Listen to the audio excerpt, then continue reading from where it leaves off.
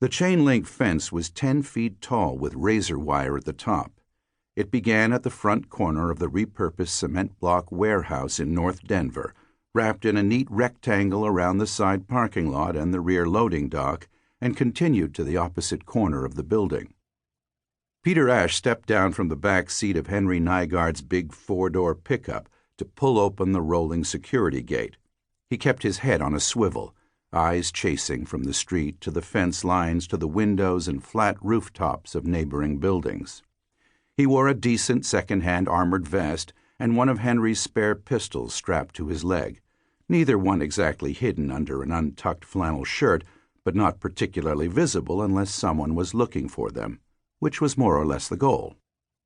He could feel the warmth of the blacktop through the soles of his boots, and the late September sun was hot on his shoulders and the back of his neck. The waistband of his pants was damp from the sweat trickling down his back. Peter didn't mind. He'd been in hotter places wearing and carrying a lot more shit. Deacon, the driver, pulled Henry's truck through the gate. Peter closed it behind them, waved to the camera mounted high on the warehouse wall, and waited to hear the magnetic lock clang shut. It wasn't a perfect system, but it wasn't bad either. He hopped back in the pickup for the 60-meter run to the back of the warehouse, where it became clear to every member of the heavy metal protection team that their schedule was shot. As it turned out, it was the grow manager's 30th birthday, and the cultivation workers had gotten stoned out of their gourds at lunch. Someone had brought takeout tacos and a chocolate layer cake, and things had gone downhill from there. The workers sat on cheap vinyl chairs leaning back against the white-painted block wall, eyes closed, faces raised to the afternoon sun like potted plants. "You got to be kidding me," Deacon said. "Nap time? 10-1 says they're not ready for us." He hit the horn, and the grow manager popped out of his chair like a jack-in-the-box, standing even before he was fully awake. In the front passenger seat, Henry looked at his watch. It was big and sturdy and dependable, just like Henry. "We're okay," he said. "We'll make up time on the freeway." "Y'all are dreaming," said Banjo, the youngest. "Rush hour gonna kill us." The other men wore sidearms, too, and armored vests under light shirts. Each man also had an AR-15 semi-automatic rifle, the civilian version of the M16, magazines in place but the chambers cleared, butt down in the footwell. They left the long guns in the truck unless absolutely necessary because they attracted too much attention. Peter didn't say anything. He had only worked for heavy metal protection for a few days, doing a favor for Henry. None of them wanted to do the job in the dark. They were all thinking about what had happened the week before.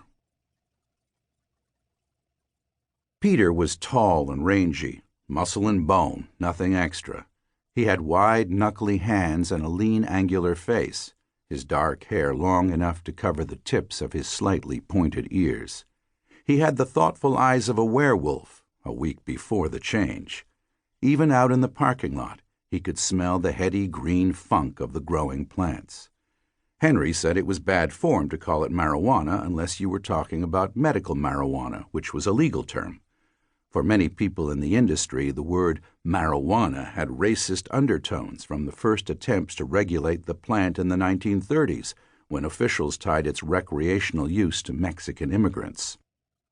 The Latin name for the plant's genus was cannabis, the industry's preferred term. And it was definitely an industry. Call it weed, ganja, bud, or chronic. It made billions of dollars each year, and heavy metal protection was part of it. The company provided secure facility consulting, uniformed static guards for at-risk sites, and armed mobile protection for moving cash and product from point A to point B. The mobile protection arm was nothing like an armored car service. An armored car was a giant rolling strongbox painted in bright colors and made an excellent target. Heavy Metal's invisible late-model civilian rides had no logos.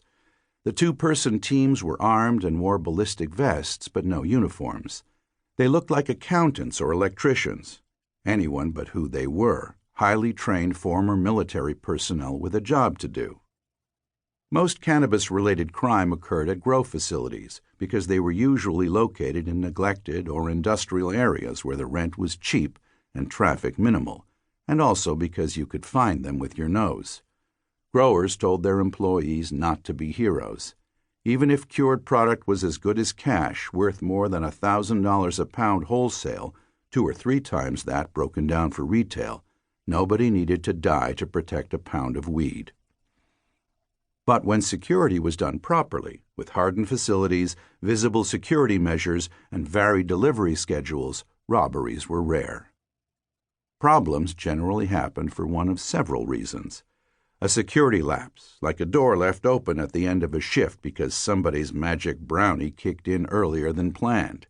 A nighttime smash and grab on a small new facility that assumed, incorrectly, that nobody knew where that funky smell was coming from.